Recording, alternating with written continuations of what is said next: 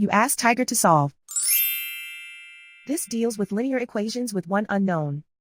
The final result is k equals 6. Let's solve it step by step. Simplify the expression. Break up the fraction.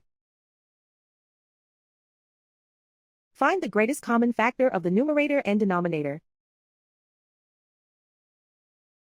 Factor out and cancel the greatest common factor.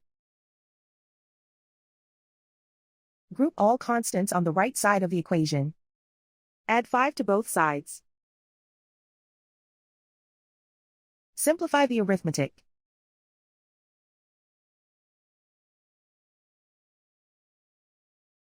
Isolate the k. Multiply both sides by 2. Group like terms. Multiply the coefficients. Simplify the fraction. Simplify the arithmetic. And so the final result is k equals 6.